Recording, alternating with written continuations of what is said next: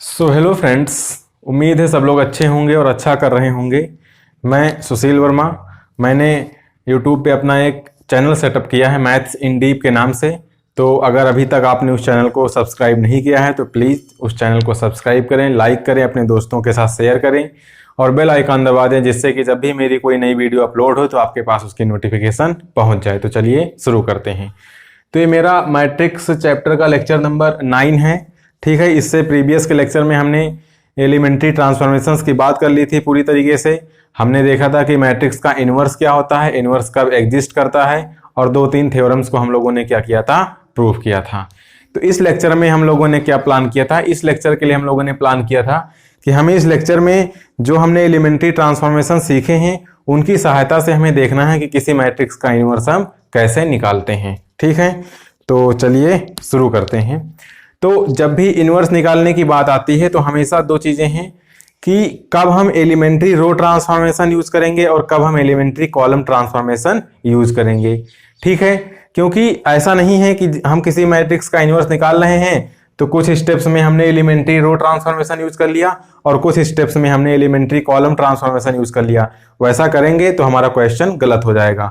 यानी कि हमें क्या करना है, अगर हमने एलिमेंट्री रो ट्रांसफॉर्मेशन यूज करना शुरू किया है तो हम केवल एलिमेंट्री रो ट्रांसफॉर्मेशन ही यूज करते जाएंगे, और अगर एलिमेंट्री कॉलम ट्रांसफॉर्मेशन को हम यूज कर रहे हैं तो केवल और केवल एलिमेंट्री कॉलम ट्रांसफॉर्मेशन को यूज करेंगे। अब ये कैसे डिसाइड होगा, तो या तो क्वेश्चन में दिया होगा आपसे कि by using elementary row transformation और by using elementary column transformation by find the inverse of the given matrix. तो या तो वहां पर स्पेसिफाई होगा, अगर स्पेसिफाई नहीं है तो आप चाहें तो एलिमेंट्री रो ट्रांसफॉर्मेशन को यूज कर सकते हैं और चाहें तो एलिमेंट्री कॉलम ट्रांसफॉर्मेशन को यूज कर सकते हैं। ठीक है, तो चलिए देखते हैं कि हम कैसे डिसाइड करेंगे कि कब कौन सा ट्रांसफॉर्मेशन हमें यूज करना है। ठीक है, तो इसके लिए हम देख रहे हैं कि हमने मान लिया कि let X A and B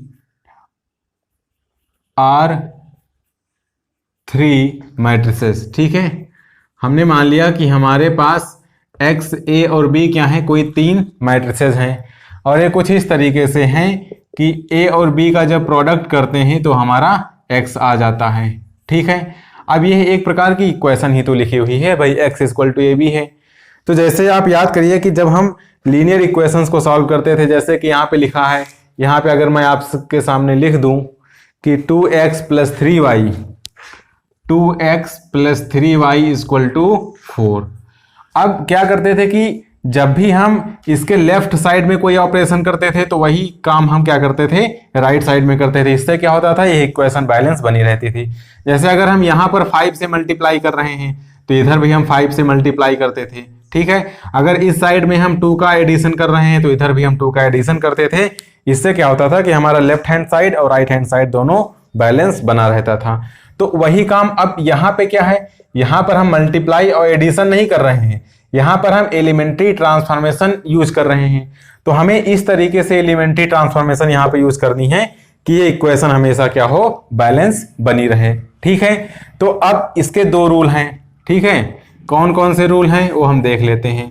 तो इसका जो पहला रूल है वो ये कहता है कि अगर हमारे पास x = AB दिया गया है और अगर हम x पर एलिमेंट्री रो ट्रांसफॉर्मेशन अप्लाई करते हैं तो इस इक्वेशन को बैलेंस बनाए रखने के लिए जो पहला नंबर का मैट्रिक्स है, अब पहले नंबर पे कौन सा मैट्रिक्स है, ए है, और दूसरे नंबर पे बी है, तो हमें इस पहले नंबर के मैट्रिक्स पे वही एलिमेंट्री रो ट्रांसफॉर्मेशन यूज करना पड़ेगा। उस केस में क्या होगा, इक्वेशन बैलेंस बनी रहेगी। ये ध्यान रखना है। अगर हम एलिमेंट्री रो ट्रांसफॉर्मेशन यूज कर रहे हैं तो ट्रांसफॉर्मेशन हमें दूसरी मैट्रिक्स पे नहीं यूज करना है। अगर हमने उसको बी में यूज कर दिया, ए में यूज नहीं किया, ठीक है, या दोनों में यूज कर दिया, तो उस केस में क्या होगा कि इक्वेशन अनबैलेंस हो जाएगी और हमारा क्वेश्चन गलत हो जाएगा। तो हमें क्या करना है कि जब भी हमें x पर एलिमेंट्री रो ट्रांसफॉर्मेशन यूज कर रहे हैं तो वही ट्रांसफॉर्मेशन हम क्या करेंगे, इस फर्स्ट मैट्रिक्स पे जो कि यहाँ पे क्या है, a है, इस पे वही एलिमेंट्री रो ट्रांसफॉर्मेशन यूज करने पड़ेंगे। ठीक है, हम b पर यूज नहीं करेंगे। अगर हमने b पे यूज कर दिया तो ये इक्वेशन क्या होगी, अनबैलेंस हो जाएगी। ठीक है, दूसरा रूल इसका क्या है, दूसरा रूल ये है कि अगर x = AB है, ठीक है, और अगर हम x पर एलिमेंट्री कॉलम ट्रांसफॉर्मेशन यूज कर रहे हैं तो वही एलिमेंट्री कॉलम ट्रांसफॉर्मेशन हमें क्या करना पड़ेगा, इस मैट्रिक्स B पर यूज करना पड़ेगा जिससे कि यह इक्वेशन क्या हो, बैलेंस बनी रहे। अगर हमने गलती से भी वो वाला एलिमेंट्री कॉलम ट्रांसफॉर्मेशन इस मैट्रिक्स ए पे यूज कर दिया तो उस केस में क्या होगा कि हमारा क्वेश्चन गलत हो जाएगा। यानी कि जब भी हम एलिमेंट्री रो ट्रांसफॉर्मेशन लगाएंगे तो फर्स्ट नंबर के मैट्रिक्स पे लगाएंगे इक्वेशन को बैलेंस बनाए रखने के लिए, और जब भी एलिमेंट्री कॉलम ट्रांसफॉर्मेशन लगाएंगे तो सेकंड नंबर के, अब यहाँ पर फर्स्ट नंबर पर मैट्रिक्स ए है, सेकंड नंबर पे बी है, तो एलिमेंट्री कॉलम ट्रांसफॉर्मेशन कहां पर लगेगा, हमेशा सेकंड नंबर के मैट्रिक्स पे लगेगा, जिससे कि इक्वेशन हमारी बैलेंस बनी रहे। जैसे कि अगर यहां पर हम क्या करते हैं, एक्स में अगर हम फर्स्ट रो और सेकंड रो को आपस में इंटरचेंज करते हैं, ठीक है, तो वही एलिमेंट्री, अब चूंकि रो को इंटरचेंज कर रहे हैं तो रो ट्रांसफॉर्मेशन हुआ, तो वही रो ट्रांसफॉर्मेशन हमें इस मैट्रिक्स ए पे लगाना पड़ेगा, और उस केस में जो हमारी नई इक्वेशन निकल के आएगी वो क्या होगी, बैलेंस बनी रहेगी। ठीक है, और अगर हम यहां पर क्या कर रहे हैं, अगर हम एक्स में दो कॉलम्स को आपस में इंटरचेंज कर रहे हैं या किसी कॉलम्स में किसी नॉन जीरो एलिमेंट से मल्टीप्लाई कर रहे हैं, मतलब कोई भी कॉलम ट्रांसफॉर्मेशन कर रहे हैं, तो वही कॉलम ट्रांसफॉर्मेशन इस इक्वेशन को बैलेंस बनाए रखने के लिए हमें इस सेकंड नंबर की मैट्रिक्स पे क्या करना पड़ेगा, अप्लाई करना पड़ेगा। तो यह रूल है। ठीक है, जैसे लीनियर इक्वेशन में हम मल्टीप्लाई करते थे, ऐड करते थे, लेकिन यहां पर हम मल्टीप्लाई ऐड नहीं कर रहे हैं, हम यहां पर एलिमेंट्री ट्रांसफॉर्मेशन अप्लाई कर रहे हैं। तो किस तरीके से अप्लाई करें कि इक्वेशन बैलेंस बनी रहे, तो उसके लिए दो रूल हैं। अगर एलिमेंट्री रो ट्रांसफॉर्मेशन लगा रहे हैं तो रो ट्रांसफॉर्मेशन पहली मैट्रिक्स पे अप्लाई होगा, और अगर एलिमेंट्री कॉलम ट्रांसफॉर्मेशन लगा रहे हैं तो एलिमेंट्री कॉलम ट्रांसफॉर्मेशन दूसरी मैट्रिक्स पे अप्लाई होगा। अगर हम ऐसा करते हैं, इन दोनों रूल को फॉलो करते हैं, तो हमारी इक्वेशन क्या होगी, बैलेंस बनी रहेगी। ठीक है, तो ये हो गया हमारे पास कि हम किस तरीके से एलिमेंट्री ट्रांसफॉर्मेशन को यूज करें कि हमारी जो इक्वेशन हो, जो मैट्रिक्स इक्वेशन है, वो हमारी बैलेंस बनी रहे। ठीक है, तो मुझे लग रहा है आप लोगों को समझ में आ गया होगा। अब हम लोग इनवर्स की बात करते हैं कि किसी मैट्रिक्स का हम लोग इनवर्स कैसे निकालेंगे, कौन कौन से रूल हैं। तो जैसे यहां पर दो रूल हैं, उसी प्रकार वहां पर भी केवल दो रूल हैं। अगर उन दोनों रूल को हम सीख गए तो हमें मैट्रिक्स का इनवर्स निकालना आ जाएगा। ठीक है, तो इसको आप लोगों ने नोट कर लिया होगा। चलिए हम इनवर्स की बात करते हैं। ठीक है, तो जैसे हमें कोई मैट्रिक्स दे दिया गया, let A be a given matrix.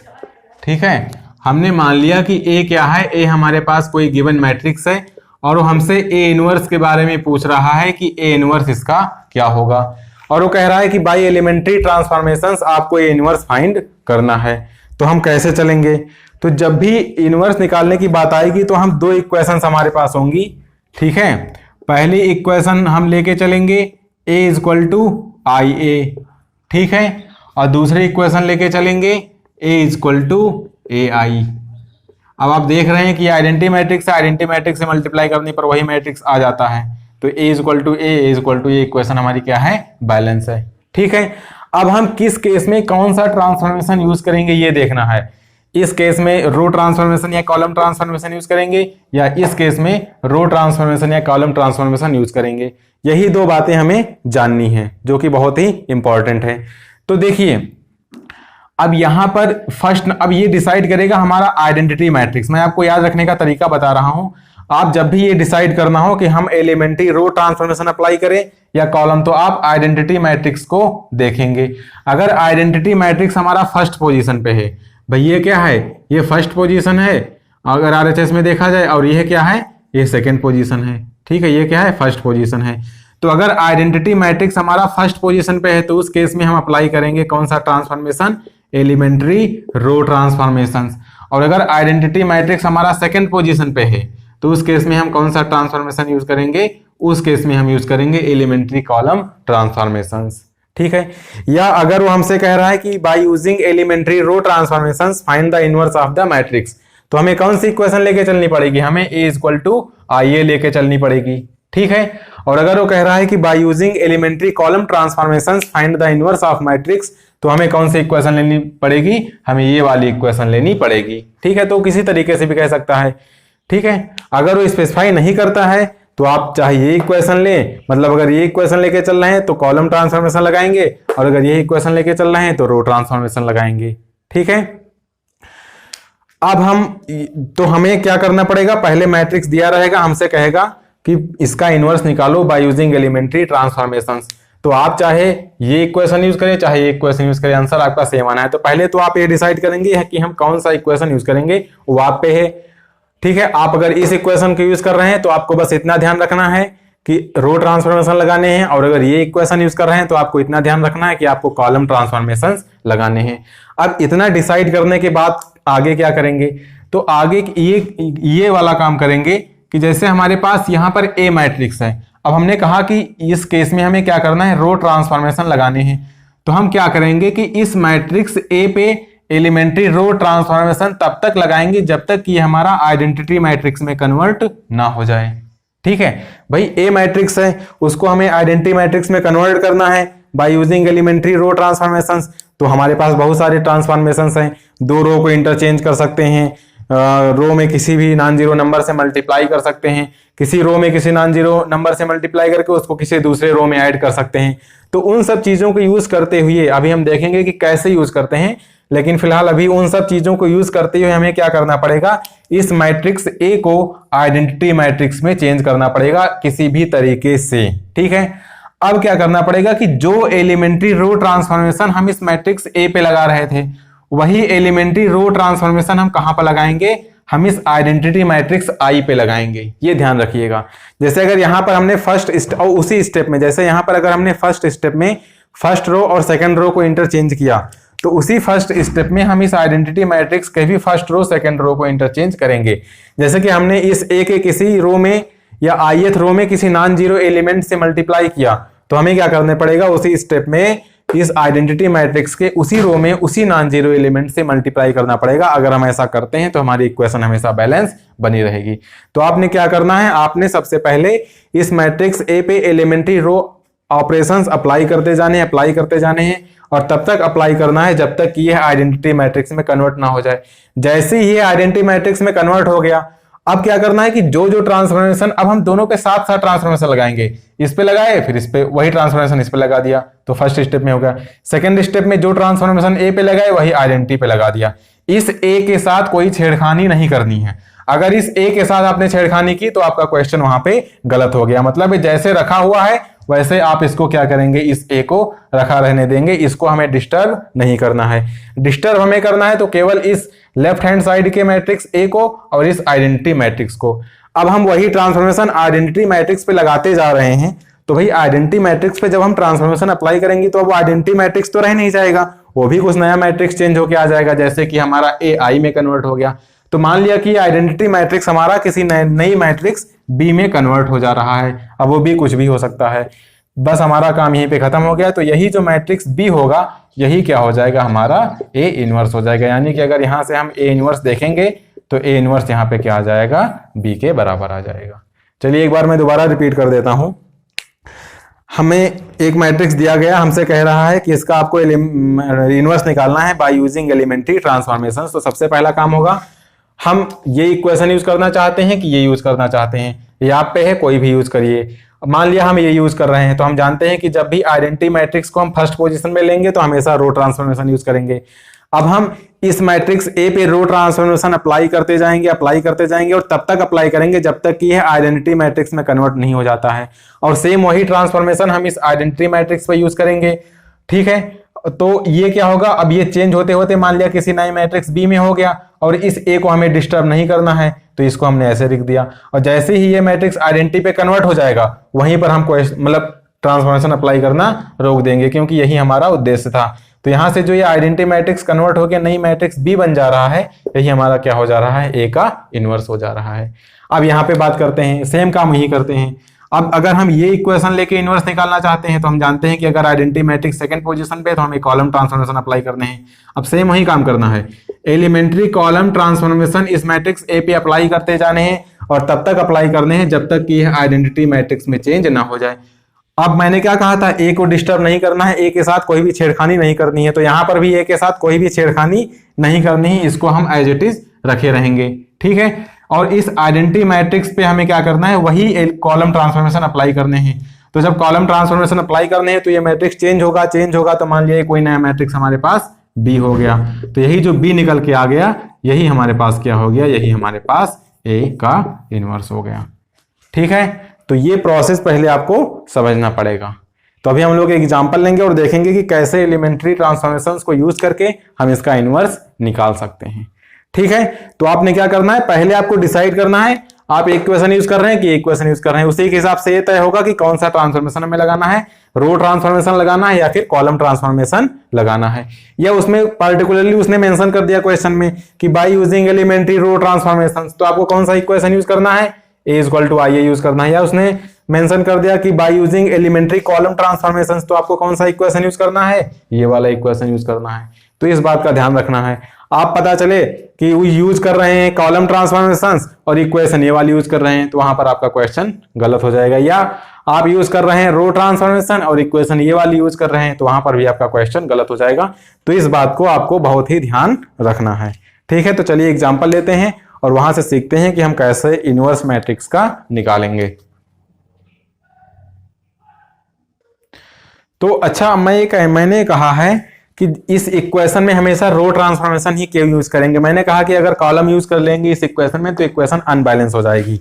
अब कैसे अनबैलेंस होती है इसको आप लोग थोड़ा देखिए मैं इसको दिखाता हूं आपको, जिससे आपको फील आएगा कि हाँ, अगर हम यहां पर इस केस में अगर कॉलम ट्रांसफॉर्मेशन यूज करते तो हमारा क्वेश्चन क्या होता, गलत हो जाता। तो देखिए कैसे गलत होता है। अब देखो, ये चीज बुक में उसने नहीं बताई कि हाँ कैसे गलत होता है, लेकिन आपको ये चीज समझनी पड़ेगी, क्योंकि अगर वो चीज आप समझ गए ना तो फिर इस चीज को भूलेंगे नहीं कि किस केस में कौन सा ट्रांसफॉर्मेशन यूज करना है। ठीक है, तो चलिए देखते हैं। जैसे मैं आपसे कहूं कि हमारे पास एक मैट्रिक्स हम लोग ले लेते हैं 1 2 और 0 4। ठीक है, अब हम यूज कर रहे हैं a इक्वल टू आई ए। अब i क्या है, फर्स्ट पोजीशन पे है, तो हम जानते हैं कि इस इक्वेशन को अगर बैलेंस बनाए रखना है तो हमें जो रो ट्रांसफॉर्मेशन यहां पर अप्लाई करने हैं वही रो ट्रांसफॉर्मेशन हमें i पर अप्लाई करने हैं। अब देखो, अभी मैं आपको दिखाता हूं कि कैसे इक्वेशन बैलेंस बनी रहती है और कैसे इक्वेशन अनबैलेंस हो जाती है। ये बहुत ही इंपॉर्टेंट चीज है। ठीक है, और मोस्ट ऑफ द पर्संस आपको केवल इनवर्स निकालना बता देंगे, ये चीज नहीं कि हाँ कहां पे यहाँ पे प्रॉब्लम आ रही है अगर हम इस केस में कॉलम ट्रांसफॉर्मेशन यूज करते हैं। तो देखिए अभी आपको पता चलेगा 1 2 0 4। अब देखो, ये चीज एग्जाम में नहीं आने वाली, लेकिन ये चीज है बहुत इंपॉर्टेंट, क्योंकि आखिर उसने ऐसा क्यों कहा कि इस केस में हम केवल रो ट्रांसफॉर्मेशन ही यूज कर सकते हैं, क्यों कॉलम नहीं यूज कर सकते, तो ये आपको सीखना पड़ेगा, समझना पड़ेगा। ठीक है, अब देखिए मैं यहाँ पे एक रो ट्रांसफॉर्मेशन अप्लाई करता हूं और देखिए कैसे इक्वेशन बैलेंस बनी रहती है। मैं क्या करता हूं, R1 और R2 को इंटरचेंज कर देता हूं। तो जब R1 R2 को इंटरचेंज करेंगे तो यहाँ पर 0 भाई R2 ऊपर जाएगा, R1 नीचे आ जाएगा, तो यहाँ पे क्या हो जाएगा, 1 2 हो जाएगा। अब मैंने क्या कहा कि वही एलिमेंट्री रो ट्रांसफॉर्मेशन आपको आइडेंटिटी मैट्रिक्स पे लगाने हैं। तो 0, अब ये रो उठ के कहां चली जाएगी, ऊपर चली जाएगी, और ये रो कहां पे, नीचे आ जाएगी, 1 0। ठीक है, और यहाँ पे इसको हमने कहा था इस ए को डिस्टर्ब नहीं करना है, इसके साथ कोई छेड़खानी नहीं करनी, नहीं तो बहुत महंगा पड़ेगा आपको, पता चलेगा क्वेश्चन ही गलत हो गया। ठीक है, तो इसके साथ कोई छेड़खानी नहीं करनी है।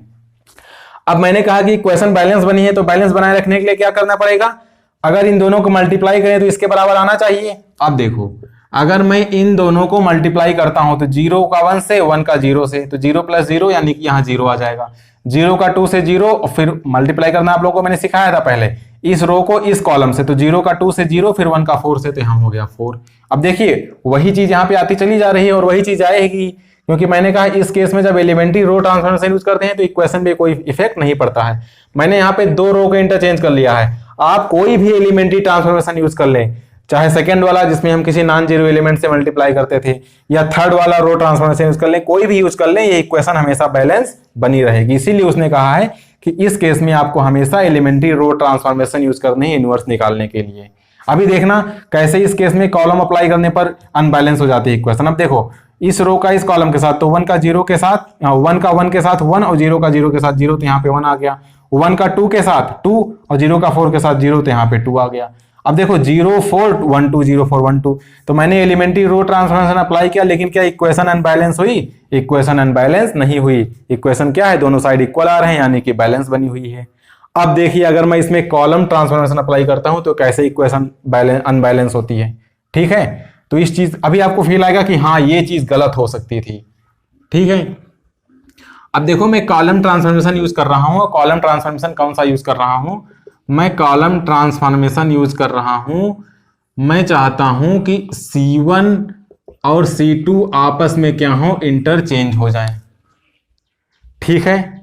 अब देखो अगर मैं अब देखो C1 C2 को इंटरचेंज कर रहे हैं, तो अब हम यहाँ पे तो क्योंकि ओरिजिनल इक्वेशन यही है तो ट्रांसफॉर्मेशन हम यहीं पे तो अप्लाई करेंगे।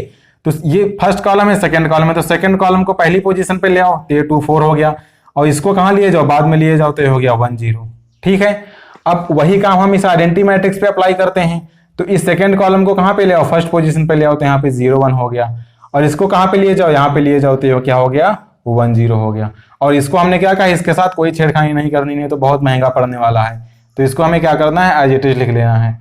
अब देखो अगर ये इक्वेशन बैलेंस है तो इसको मल्टीप्लाई करने पर इतना ही आना चाहिए, तो देखो क्या इतना आता है, इतना आता है, तो भैया फिर तो कितना मतलब कॉन्सेप्ट ही आ सकता है, लेकिन हर केस में नहीं आएगा। अब देखिए इसको इससे मल्टीप्लाई करेंगे तो 0 को 1 से, और 1 को 0 से, यहाँ पे 0, फिर 0 को 2 से तो 0, और 1 को 4 से तो 4। अब देखो 1 को 1 से तो क्या होगा 1, और 0 को 0 से, अभी तक देखो, अभी तक तो इक्वेशन अभी ही गड़बड़ हो गया। ठीक है, देखिए मैंने कॉलम ट्रांसफॉर्मेशन अप्लाई किया, C1 और C2 को आपस में इंटरचेंज किया, यहां भी इंटरचेंज किया। अब अगर इक्वेशन बैलेंस बनी रहनी थी तो इसका मल्टीप्लिकेशन इसके बराबर आना चाहिए था। अब देखिए यहां पे क्या है 2 है, और यहां पे क्या आ गया 0 आ गया, तो यहीं से पता चल गया है कि इक्वेशन क्या है, अनबैलेंस हो गई। ठीक है भाई, इसको इससे मल्टीप्लाई करेंगे 1 को 2 से और 0 को 4 से, तो इक्वेशन अनबैलेंस हो गई। तो यहां से आपको पता चल रहा होगा कि फिर हमें इसके अगर ये वाला इक्वेशन लेके हम अगर इनवर्स निकाल रहे हैं तो हमें हमेशा रो ट्रांसफॉर्मेशन यूज करना है। हमने रो ट्रांसफॉर्मेशन यूज किया तो इक्वेशन बैलेंस बनी थी, और जैसे ही कॉलम ट्रांसफॉर्मेशन यूज किया तो हमारी इक्वेशन क्या हो गई, अनबैलेंस हो गई। तो अब आपको पता चल रहा होगा कि यहां पर हम क्यों कॉलम ट्रांसफॉर्मेशन यूज नहीं करते हैं। देखो इस चीज को बताने का अब देखो इस चीज को बताने से हो सकता है लेक्चर लंबा हो जाए, लेकिन आपको एकदम एक क्लियर आइडिया लग रहा होगा कि आखिर क्यों हम इस केस में कॉलम, भाई बुक में लिख दिया कि नहीं यूज कर सकते, तो अभी आपको सोचना है ना कि क्यों नहीं यूज कर सकते। तो देखो जैसे ही मैंने कॉलम ट्रांसफॉर्मेशन यूज किया, इधर का पार्ट दोनों इक्वल नहीं आए, तो फिर हमारा अगर इस केस में हम कॉलम ट्रांसफॉर्मेशन यूज करेंगे तो फिर हमारा क्वेश्चन क्या होगा, गलत हो जाएगा। तो आपको एकदम फीलिंग आ रही होगी इस चीज की कि किस केस में कौन सा ट्रांसफॉर्मेशन और क्यों यूज करना है। ठीक है, अब हम लोग क्या करेंगे, हम लोग एक एग्जांपल लेंगे, उस पे ट्रांसफॉर्मेशन लगाएंगे और फिर उसका इनवर्स निकालेंगे। अब आप लोग क्या करेंगे, अब आप लोगों के लिए होमवर्क मान लीजिए, जैसे a इक्वल टू आई, ए आई था। अब इस केस में i सेकंड पोजीशन पे है, तो मैंने कहा था इस केस में केवल कॉलम ट्रांसफॉर्मेशन यूज करेंगे इनवर्स निकालने के लिए। ठीक है, तो अब आप लोग क्या करिएगा, ऐसे कोई एग्जांपल ले लीजिएगा मैट्रिक्स का, ए को और आई को लिख लीजिएगा। अब देखिएगा कि आप जब कोई इसमें कॉलम ट्रांसफॉर्मेशन यूज करेंगे ना, दो कॉलम को इंटरचेंज कर दीजिए, किसी कॉलम में किसी नॉन जीरो एलिमेंट से मल्टीप्लाई कर दिए, लेकिन ये ध्यान रखना कि जो कॉलम ट्रांसफॉर्मेशन यहां लगाना वो यहां भी लगाना, और इसको डिस्टर्ब नहीं करना। तो जब आप देखेंगे कि जब हम इसमें कॉलम ट्रांसफॉर्मेशन अप्लाई कर रहे हैं तो इक्वेशन हमारी बैलेंस बनी हुई है, और जैसे ही हम कोई रो ट्रांसफॉर्मेशन अप्लाई करेंगे तो इक्वेशन क्या होगी, हमारी अनबैलेंस हो जाएगी। इसीलिए इस केस में इनवर्स निकालने के लिए हम हमेशा एलिमेंट्री कॉलम ट्रांसफॉर्मेशन का यूज करते हैं। ठीक है, तो इस तरीके से हमारी बात हो गई। ठीक है, अच्छा एक चीज और है कि अगर, ठीक है, अगर किसी मैट्रिक्स, भाई ऐसा जरूरी थोड़ा है कि उसने दी दिया मैट्रिक्स और कह दे कि इसका इनवर्स निकालो तो हमेशा इनवर्स एग्जिस्ट ही करेगा। हो सकता है उसका इनवर्स एग्जिस्ट ना कर रहा हो, तो ये आप लोग कैसे पता करेंगे। तो इसको पता करने का सिंपल सा तरीका है कि जब भी आप इनवर्स निकालते जाएंगे, चाहे आप a equal to I A equation को यूज कर रहे हो, चाहे a equal to A I को यूज कर रहे हो।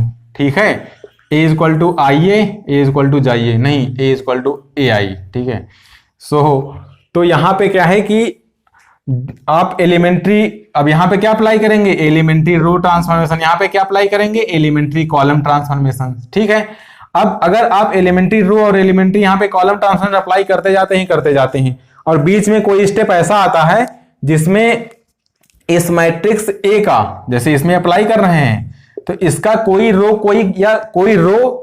एक रो या एक से ज्यादा रो और या कोई कॉलम या एक से ज्यादा कॉलम अगर जीरो हो जा रहा है पूरी तरीके से, तो उस केस में कह देंगे कि इस मैट्रिक्स का इनवर्स एग्जिस्ट नहीं कर रहा है। फिर से देख लीजिए कैसे हमें पता चलेगा कि इसका इनवर्स एग्जिस्ट नहीं कर रहा है।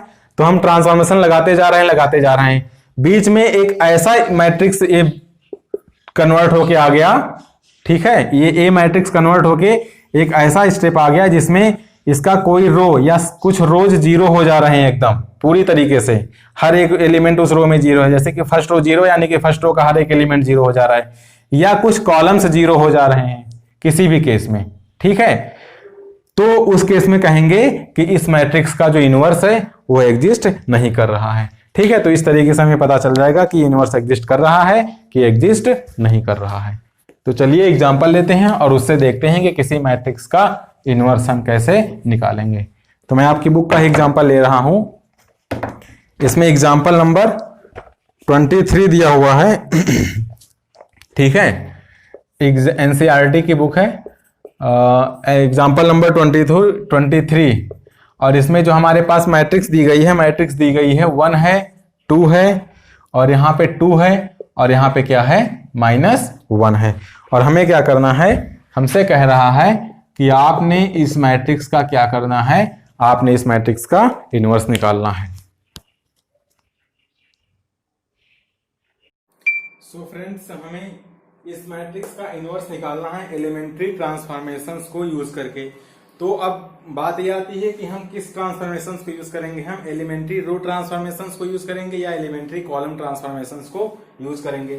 तो एक्चुअली एग्जांपल नंबर 23 हम लोग कर रहे हैं ये, तो उसमें ये स्पेसिफाई नहीं है कि आपको कौन सा ट्रांसफॉर्मेशन लेना है, तो ये आपके ऊपर है, आप चाहें तो एलिमेंट्री रो ट्रांसफॉर्मेशंस को यूज करें और आप चाहें तो एलिमेंट्री कॉलम ट्रांसफॉर्मेशंस को यूज करें।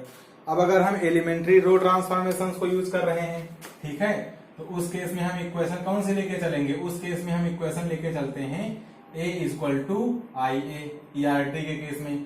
और जब हम एलिमेंट्री कॉलम ट्रांसफॉर्मेशन यूज करते हैं तो उस केस में हम लेके चलते हैं A = AI।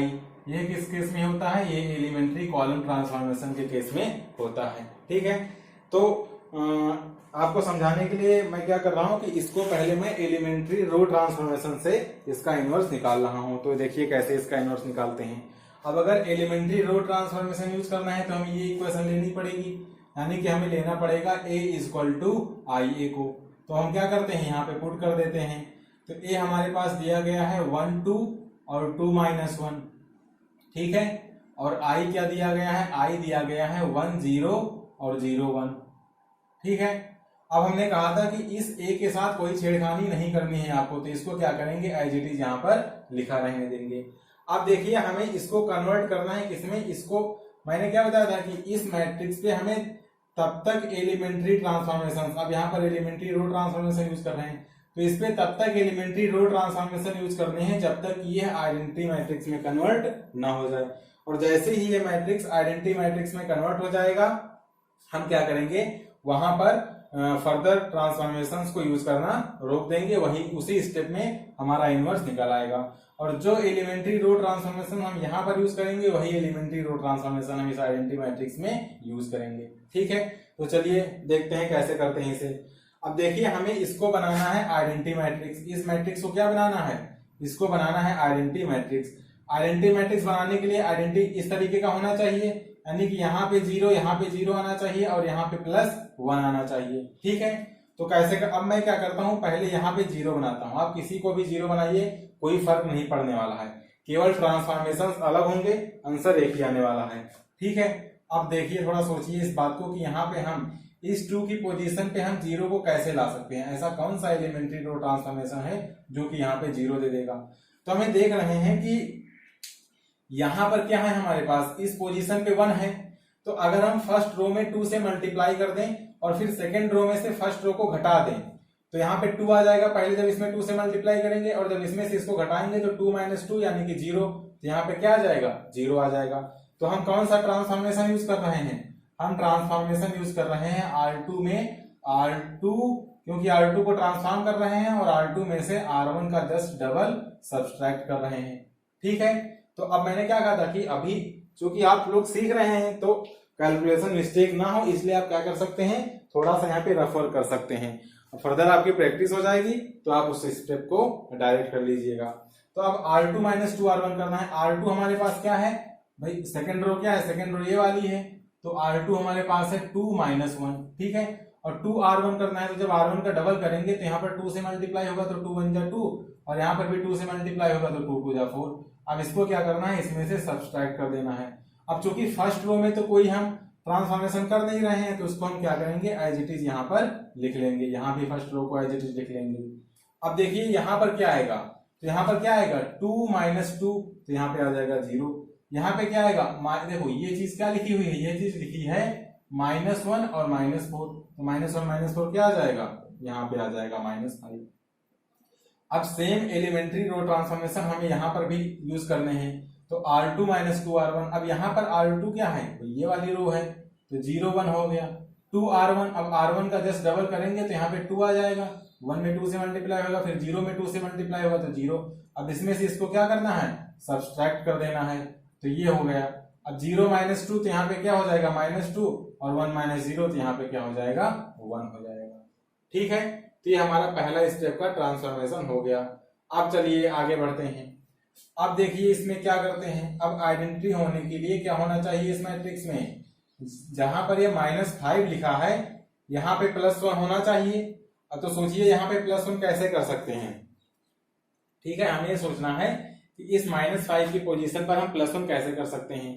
तो देखिए अगर हम इस सेकंड रो में -5 से डिवाइड कर दें तो 0/-5 0 हो जाएगा, और -5/-5 क्या हो जाएगा 1 हो जाएगा, तो हमारा काम बन जाएगा। यानी कि तो इसी तरीके से आपको सोचना है। R2 में अब क्या कर रहे हैं, R2 में -5 से डिवाइड। अब आप कहेंगे सर आपने तो डिवीजन का कोई एलिमेंट्री ट्रांसफॉर्मेशन बताया ही नहीं था, आपने तो बताया था कि किसी स्केलर से मल्टीप्लाई होना चाहिए। तो इसको हम इतना भी तो लिख सकते हैं -1/5 इंटू R2। अब ये स्केलर क्या हो गया, k की वैल्यू क्या होगी, R2 को हम R2 में ट्रांसफॉर्म कर रहे हैं, जहां पर k की वैल्यू क्या है -1/5 है।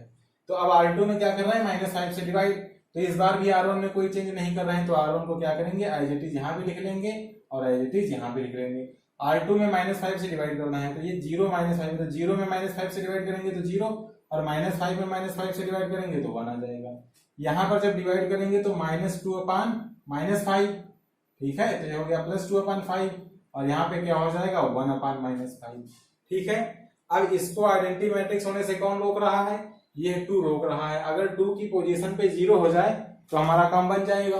तो सोचिए 2 की पोजीशन पे 0 कैसे कर सकते हैं, कैसे हम 2 को 0 बना सकते हैं। भाई कोई जादू तो करने वाले नहीं है कि जादू पढ़ दिया तो 2 0 हो गया। अब यहाँ पे जादू का काम कौन कर रहा है, जादू का काम कर रहा है एलिमेंट्री ट्रांसफॉर्मेशन। तो यहाँ पे 2 पे हमें क्या करना है, 0 करना है। तो अब देखो अगर हम फर्स्ट रो में से इस सेकंड, चूंकि यहाँ पे 1 है तो इस सेकंड रो का पहले डबल करें, तो यहाँ पे 0, यहाँ पे 2। अब इसमें से क्या करें, इसको सब्सट्रैक्ट कर देंगे तो 2 - 2 0 हो जाएगा, और हमारा काम वहीं पर बन जाएगा। ठीक है, तो इस तरीके से आपको सोचना है।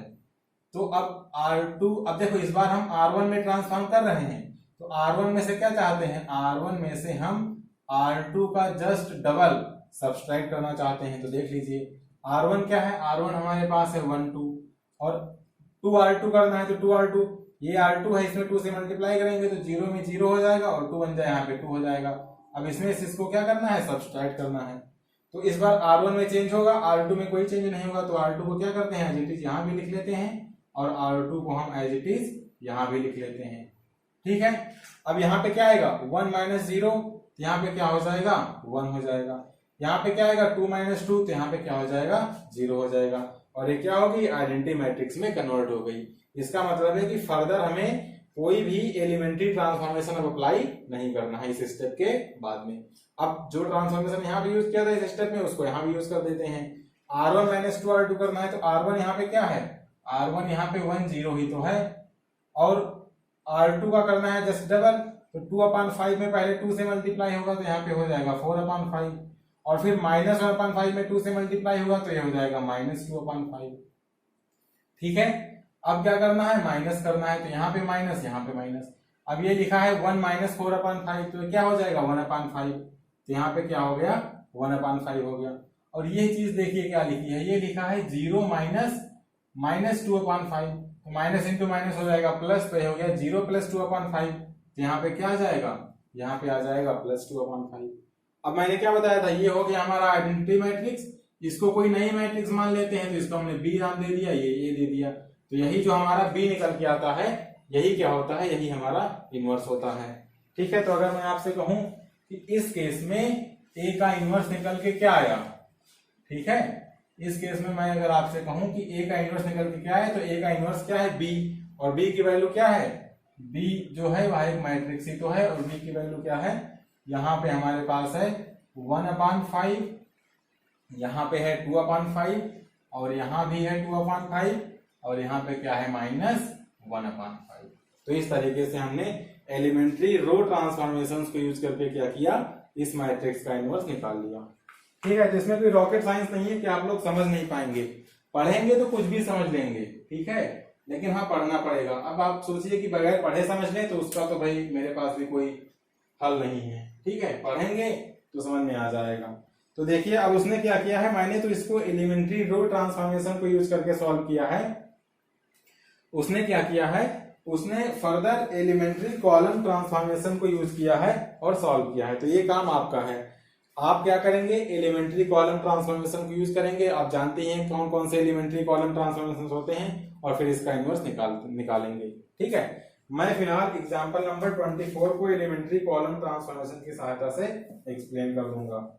ठीक है, तो अगर आप अभी इसको नहीं कर सकते कॉलम ट्रांसफॉर्मेशन से, तो आप पहले एग्जांपल नंबर 24 देख लीजिएगा, फिर आप लोग इसको कॉलम ट्रांसफॉर्मेशन की सहायता से सॉल्व करिएगा। ठीक है, तो इसको आप लोग नोट कर लीजिए। सो फ्रेंड्स, ये एग्जांपल नंबर 24 है, इसको मैं क्या करूंगा, इसको कॉलम ट्रांसफॉर्मेशन की सहायता से हम लोग इसका इनवर्स निकालेंगे। ठीक है, तो चलिए देखते हैं कि कैसे इसका इनवर्स निकालते हैं। अब अगर हमें कॉलम ट्रांसफॉर्मेशन अप्लाई करना है तो आप जानते हैं हमें कौन सी इक्वेशन लेनी पड़ती है, हमें कौन सी इक्वेशन लेनी पड़ती है, A = AI। ठीक है, इस इक्वेशन को हम लेते हैं और उस केस में हम एलिमेंट्री कॉलम ट्रांसफॉर्मेशन की सहायता से इसका इनवर्स निकालते हैं। तो मैं क्या करता हूं कि पहले लिख लेता हूं। तो A क्या है, 0 है, 1 है, 2 है, 1 है, 2 है, 3 है, 3 है, 1 है, और यहाँ पे 1 है। अब मैंने क्या बताया था कि इस A के साथ कोई छेड़खानी नहीं करनी है। अगर इस A के साथ आपने छेड़खानी की तो फिर समझ लो बहुत महंगा पड़ेगा, आंसर फिर नहीं आएगा आपका, आप उसी को करते रहेंगे पूरे एग्जाम टाइम।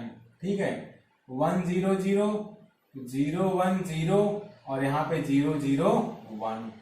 ठीक है, अब हमें एलिमेंट्री कॉलम ट्रांसफॉर्मेशन यूज करने हैं और उसकी सहायता से इस मैट्रिक्स का इनवर्स निकालना है। तो अब हमें क्या करना है, हमें वही काम करना है, इसको बनाना है आइडेंटिटी मैट्रिक्स में, और जो एलिमेंट्री कॉलम ट्रांसफॉर्मेशन हम यहाँ पर यूज करेंगे वही यहाँ पर भी यूज करेंगे। अब देखिए, अगर इसको आइडेंटिटी बनाना है तो आइडेंटिटी बनाने के लिए यहाँ पर क्या होना चाहिए, यहाँ पर 1 होना चाहिए, लेकिन दिया क्या है 0।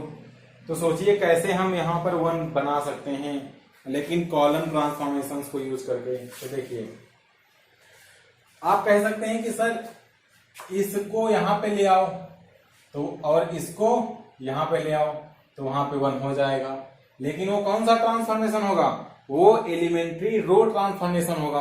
और हम इक्वेशन कौन सी लेके चल रहे हैं, हम इक्वेशन लेके चल रहे हैं एलिमेंट्री कॉलम ट्रांसफॉर्मेशन वाली।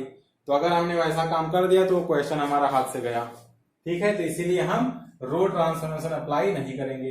अब देखिए, कॉलम ट्रांसफॉर्मेशन अप्लाई करके क्या यहाँ पर 1 ला सकते हैं, तो साफ साफ दिख रहा है ला सकते हैं। अगर मैं इस C2 कॉलम को फर्स्ट C1 पोजीशन पे ले आऊं और इस C1 कॉलम को C2 पोजीशन पे लिए चला जाऊं, तो यहाँ पे 1 आ जाएगा, हमारा काम बन जाएगा। यानी कि हम कौन सा ट्रांसफॉर्मेशन अप्लाई कर रहे हैं, हम C1 और C2 को आपस में क्या कर रहे हैं, इंटरचेंज कर रहे हैं। तो चलो इंटरचेंज करते हैं। तो ये यहाँ पे आ जाएगा, यानी कि यहाँ पे क्या हो जाएगा, यहाँ पे हो जाएगा 1 2 1, यहाँ पे क्या हो जाएगा 0 1 3 हो जाएगा।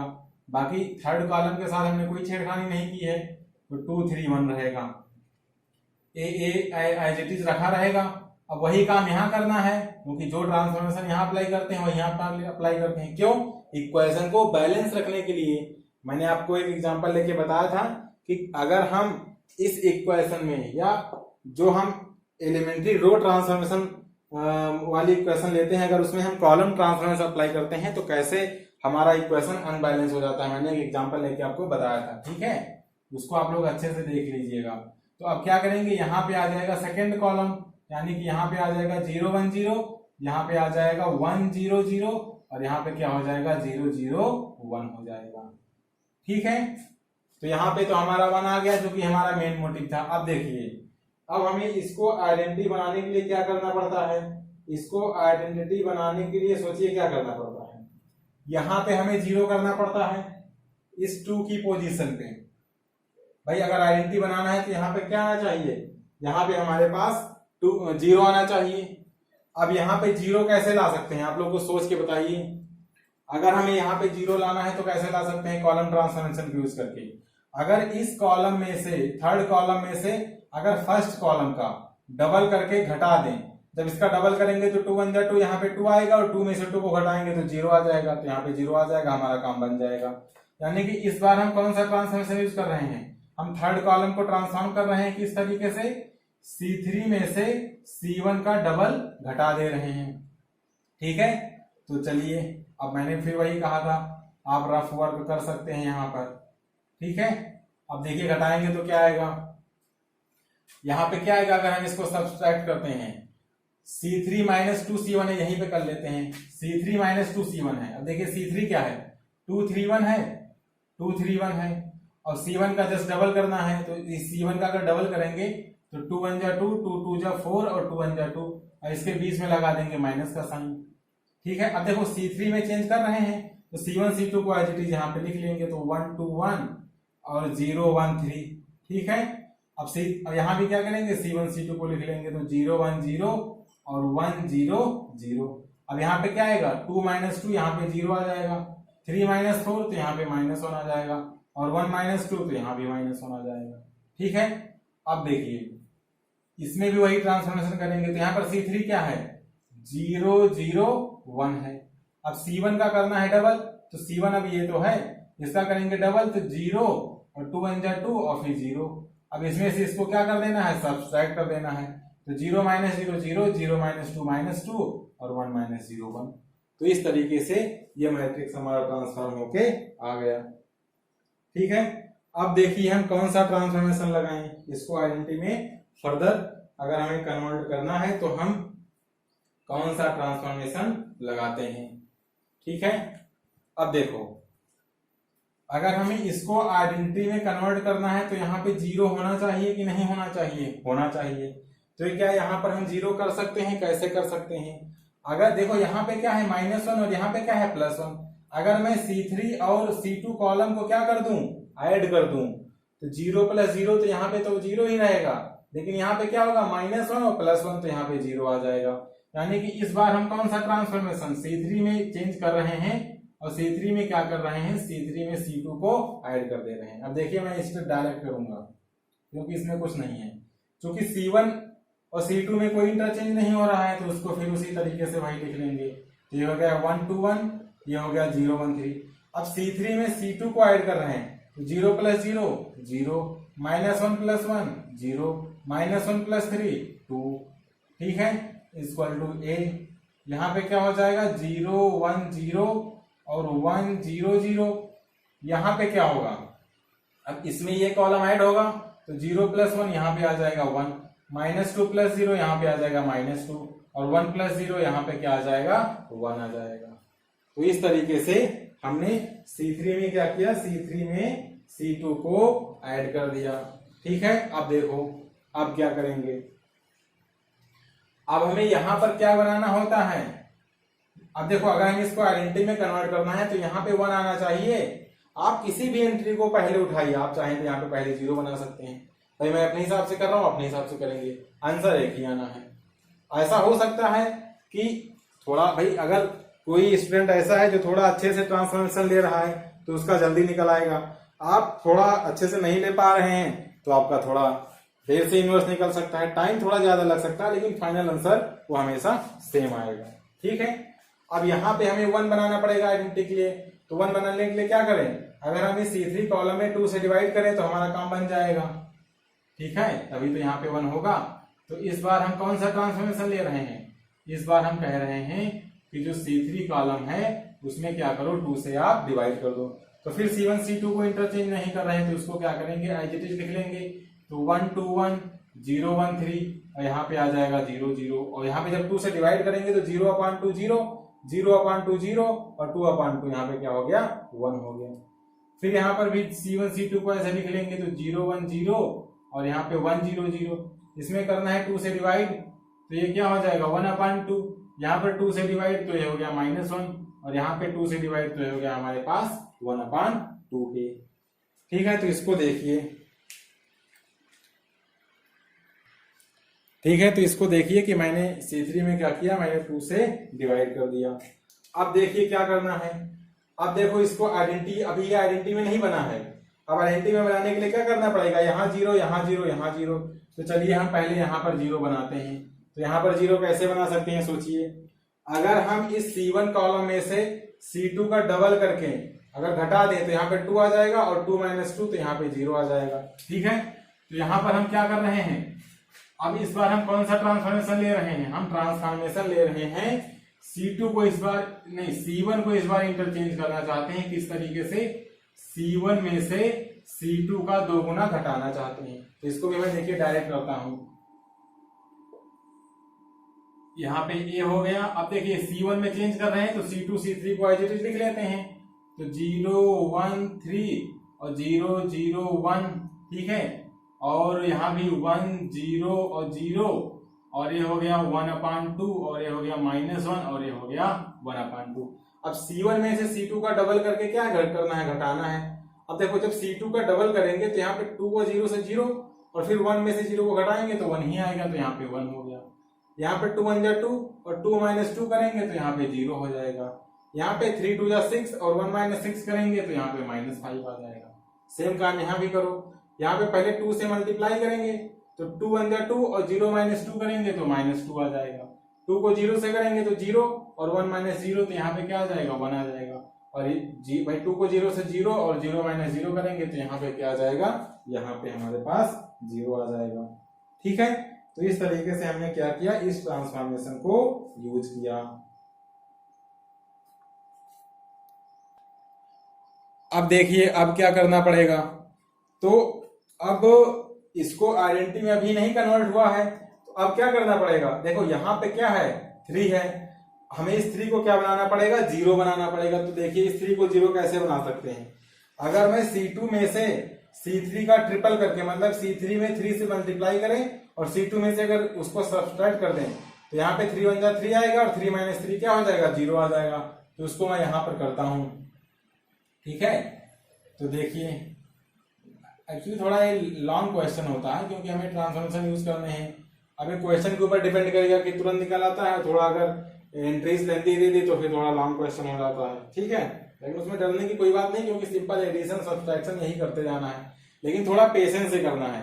क्योंकि जहां आपने थोड़ा सोचा कि नहीं अब हम तो कर ही लेंगे, और थोड़ा स्पीड बढ़ाया कि समझ लो गलत हो गया, क्योंकि जब भी ये क्वेश्चन गलत होता है तो हमेशा कैलकुलेशन मिस्टेक की वजह से ही गलत होता है। भाई इसमें करना क्या है, सिंपल सा ट्रांसफॉर्मेशन ही तो लगाने हैं, तो मिस्टेक होने के चांस केवल कैलकुलेशंस के ही हैं। तो इसलिए जब भी इस क्वेश्चन को करिए तो हमेशा पेशेंस के साथ करिएगा। तो यहाँ पे करना है 0। अब 0 करने के लिए मैंने क्या कहा, आपको C2 में ट्रांसफॉर्मेशन लगाना है और C2 - 3C3 करना है। अब देखो तो C2 को चेंज कर रहे हैं, यानी कि C1 C3 को एज इट इज लिख लेते हैं, तो 1 0 यहाँ पे -5, और C3 को भी एज इट इज लिख लेते हैं, तो 0 0 1। यहाँ भी क्या करते हैं, C1 और C3 को एज इट इज लिख लेते हैं, यानी कि -2 1 0, और यहाँ पे क्या आएगा 1/2, और यहाँ पे -1, और यहाँ पे 1/2। अब देखो, ठीक है, अब देखो हमें क्या करना है, हमें करना है C1 - 2C2। तो अगर आपको नहीं समझ में आता है तो आप देख लीजिए, C1 क्या है हमारा 1 0 -5, 1 0 -5, और फिर क्या करना है 2C2 करना है। C1 नो, देखिए थोड़ा सा मैंने कंसंट्रेशन हटाया कि मैं गलत लाइन पे जा रहा था, तो इसीलिए हमेशा फुल कंसंट्रेशन के साथ इस क्वेश्चन को, नहीं ठीक है, हाँ सॉरी, एक्चुअली मैंने ये वाला ट्रांसफॉर्मेशन देख लिया था। मुझे क्या करना है, मुझे ये ट्रांसफॉर्मेशन अप्लाई करना है। तो C2 में C2 - 3C3 करना है। अब C2 क्या था 0 1 3 है, तो यहाँ पे लिख दिया 0 1 3, और 3C3 करना है, मतलब इस C3 में 3 से मल्टीप्लाई, तो 0 से 0, और यहाँ पे 3 1 जा 3। अब इसमें से इसको क्या कर देना है, सब्सट्रैक्ट, तो 0 - 0 तो यहाँ पे तो 0 आ जाएगा, 1 - 0 यहाँ पे 1 आ जाएगा, और 3 - 3 तो यहाँ पे क्या आ जाएगा, 0 आ जाएगा। ठीक है, अब इसमें भी वही ट्रांसफॉर्मेशन लगाते हैं, तो इसको मैं रब कर देता हूं क्योंकि यही मैं कैलकुलेशन करूंगा। क्या करना है, C2 क्या है यहाँ पर 1 0 0 है, और 3C3 करना है, तो यहाँ पे क्या आएगा 3/2 आएगा, यहाँ पर -3 आएगा और यहाँ पे 3/2 आ जाएगा। इसमें भाई इसमें क्या कर रहे हैं, इसमें 3 से मल्टीप्लाई ही तो कर रहे हैं। अब क्या करना है, इसमें से इसको सब्सट्रैक्ट करना है। ठीक है, तो देखिए 1 - 3/2 तो क्या हो जाएगा, यहाँ पर -1/2 हो जाएगा। 0 माइनस -3 तो ये माइनस माइनस प्लस हो जाएगा, तो 0 + 3 तो यहाँ पे क्या आ जाएगा 3 आ जाएगा, और 0 - 3/2 तो यहाँ पे क्या आ जाएगा, ये -3/2 आ जाएगा। इस तरीके से हमारा हो गया। अब देखिए यहाँ पर केवल एक एंट्री हमें डिस्टर्ब कर रही है, इसको आइडेंटिटी होने से रोकती है वो, और वो है कौन सी, वो है हमारे पास -5। अगर इस -5 को हम किसी भी तरीके से 0 बना दें तो हमारा काम बन जाएगा। तो अब देखिए इस -5 को मैं 0 कैसे बना सकता हूं, थोड़ा सोचिए। और ऐसा नहीं कि जैसे पता चले इस -5 को आपने 0 बनाना है तो आप ऐसा ट्रांसफॉर्मेशन यूज कर लें कि यहाँ पे फिर से नॉन जीरो एंट्री हो जाए। तो अगर यहाँ पे फिर से नॉन जीरो एंट्री हो रही है तो फिर ऐसे ट्रांसफॉर्मेशन का क्या फायदा। भाई हमें वहां पे 0 करना था, हमने पहले वहां पे 0 कर दिया, अब आप एक ऐसा ट्रांसफॉर्मेशन यूज कर रहे हैं कि फिर वहां पे नॉन जीरो हो जा रहा है। ठीक है, तो फिर हमें क्या करना पड़ेगा, 0 बनाना पड़ेगा। तो उससे क्या होगा, केवल कैलकुलेशन हमारा लेंदी होता जाएगा। तो इसीलिए ऐसा ट्रांसफॉर्मेशन यूज करना है कि ज्यादा से ज्यादा एंट्रीज हमारी डिस्टर्ब ना हो।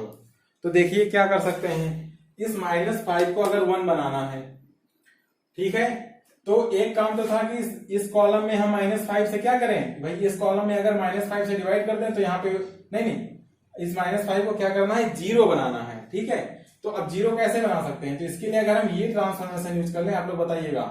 मैं क्या चाहता हूं कि C3 में पहले 5 से मल्टीप्लाई करूं और उसको C1 में क्या करूं, ऐड करूं।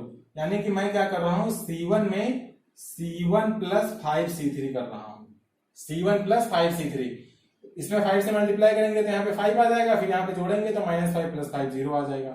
अब देखिए मैं डायरेक्ट कर रहा हूँ इस स्टेप को, क्योंकि यहाँ पे ज्यादा कैलकुलेशन है नहीं।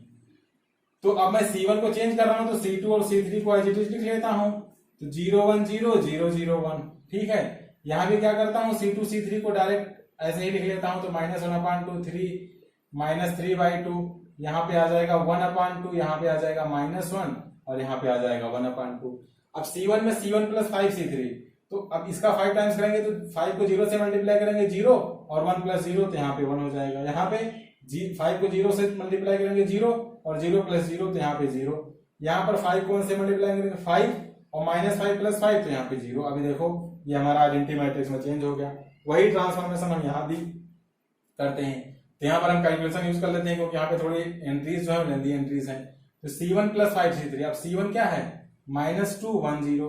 अब करना है 5C3, तो यहाँ पे क्या आएगा, जब इसमें 5C3 करना है, ओके, मतलब C3 में 5 से मल्टीप्लाई करना है, तो 1/2 में जब 5 से तो 5/2, -1 में 5 से तो क्या हो जाएगा -5। ठीक है, और 1/2 में 5 से तो यहाँ पे क्या हो जाएगा 5/2 हो जाएगा। अब इनको क्या कर देना है ऐड, तो -2 + 5/2 तो क्या हो जाएगा 1/2, और 1 - 5 तो यहाँ पे क्या हो जाएगा, ये 1/2 है पहली एंट्री। ठीक है, यहाँ पे क्या हो जाएगा -4 हो जाएगा, और 0 + 5/2 क्या हो जाएगा, ये हमारे पास 5/2 आ जाएगा। ठीक है, तो देखिए ये हमारी एंट्री मैट्रिक्स क्या हो गई, आइडेंटिटी मैट्रिक्स में कन्वर्ट हो गई। ठीक है, और मैंने क्या बताया था, मैंने कहा था कि जैसे ही ये आइडेंटिटी मैट्रिक्स में कन्वर्ट होगा, फर्दर हम कोई भी ट्रांसफॉर्मेशन नहीं लेंगे, क्योंकि इस केस में जो ये मैट्रिक्स निकल के आती है ये वाली, इसी को हम क्या नाम दे देते हैं, इसी को हम नाम B दे देते हैं, और यही क्या हो जाती है, यही मैट्रिक्स हमारा A का इनवर्स हो जाता है। ठीक है, तो अब इसमें देखिए कि कैसे कैसे मैंने ट्रांसफॉर्मेशन को यूज किया है और कैसे कैसे मैंने मैट्रिक्स का इनवर्स निकाला है। ठीक है, तो बस आपको ध्यान रखना है कि आपको आइडेंटिटी मैट्रिक्स में कन्वर्ट करना है एनी हाउ। हो सकता है आप कुछ इस तरीके से ट्रांसफॉर्मेशन ले, यहाँ क्वेश्चन थोड़ा लंबा हो जाए, लेकिन कन्वर्ट करना है आपको, ये मान के चलिए। और थोड़ा कैलकुलेशंस अच्छे से करनी है, उसको क्रॉस चेक करते रहना है कि कहीं कैलकुलेशन तो गलत नहीं हुई, क्योंकि एक बार कैलकुलेशन अगर गलत हुई तो उसके बाद फिर तो चाहे कोई भी आप मतलब ट्रांसफॉर्मेशन यूज करेंगे, इनवर्स तो आपका निकल के आना नहीं है। तो इसीलिए कैलकुलेशन को थोड़ा आराम से करते जाएंगे। ठीक है, तो इसको नोट कर लीजिए। तो चलिए एग्जांपल नंबर 25 करते हैं। इसमें कह रहा है find P inverse if exist. देखिए इसमें कंडीशन लगा दी कि अगर एग्जिस्ट कर रहा है तो तो हमें कैसे पता चलेगा एग्जिस्ट कर रहा है कि नहीं कर रहा है? तो मैंने आपको बताया था कि जब भी हम एलिमेंट्री ट्रांसफॉर्मेशंस को यूज करके किसी मैट्रिक्स का इनवर्स निकालते हैं तो हम अगर क्या होता है कि अगर ट्रांसफॉर्मेशन यूज करते करते, ठीक है, किसी स्टेप में कोई रो या कोई कॉलम पूरी तरीके से जीरो हो जाता है, ठीक है, तो उस केस में क्या होता है कि उस मैट्रिक्स का इनवर्स एग्जिस्ट नहीं करता है। तो चलिए इस केस में देखते हैं, अगर कोई रो या कोई कॉलम पूरी तरीके से जीरो हो गया तो इनवर्स एग्जिस्ट नहीं करेगा, और अगर जीरो नहीं हुआ तो इनवर्स एग्जिस्ट कर जाएगा। अब चाहे रो ट्रांसफॉर्मेशन ले चाहे कॉलम ट्रांसफॉर्मेशन ले, अगर कॉलम ट्रांसफॉर्मेशन से इनवर्स एग्जिस्ट नहीं कर रहा है तो रो ट्रांसफॉर्मेशन से भी एग्जिस्ट नहीं करेगा। ऐसा नहीं हो सकता कि एक ट्रांसफॉर्मेशन से इनवर्स एग्जिस्ट कर रहा हो दूसरे से एग्जिस्ट ना कर रहा हो, ठीक है। अगर एक ट्रांसफॉर्मेशन अप्लाई करने पर कोई रो या कोई कॉलम जीरो हो जा रहा है तो दूसरे टाइप का ट्रांसफॉर्मेशन अप्लाई करने से भी कोई रो या कोई कॉलम क्या हो जाएगा, जीरो हो जाएगा। तो मैं इसको फिर वही रो ट्रांसफॉर्मेशन यूज करके इनवर्स निकालना चाहता हूं, ठीक है। तो चलिए अब रो ट्रांसफॉर्मेशन अप्लाई करना है तो इक्वेशन कौन सी लेनी है? अब देखो P दिया गया है तो इक्वेशन कौन सी लेनी है? P equal to IP। Row elementary row transformation अगर यूज करने हैं, अब यहाँ पे क्या करते हैं, हम मैट्रिक्स को लिख देते हैं। तो 10 है, -2 है, -5 है और क्या है, 1 है। यहाँ पे लिख देते हैं आइडेंटिटी, तो 1 0 0 1 और इस P के साथ कोई छेड़खानी नहीं करनी है।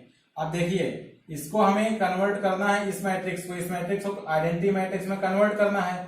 आइडेंटिटी मैट्रिक्स में कन्वर्ट करने के लिए यहाँ पर क्या होना चाहिए, यहाँ पे होना चाहिए 1, लेकिन यहाँ पे दिया क्या है 10 और हमें लगाना है रो ट्रांसफॉर्मेशन। तो यहाँ पे 1 लाने के लिए क्या करना पड़ेगा, अगर हम R1 में R1 बाई 10 कर दें, यानी कि अगर R1 रो में 10 से डिवाइड कर दें तो यहाँ पे 1 आ जाएगा, तो 10 बाई 10 यहाँ पे 1 आ जाएगा, और यहाँ पे क्या होगा -2 बाई 10, -2 बाई 10 क्या हो जाएगा, ये हो जाएगा -1 बाई 5 के।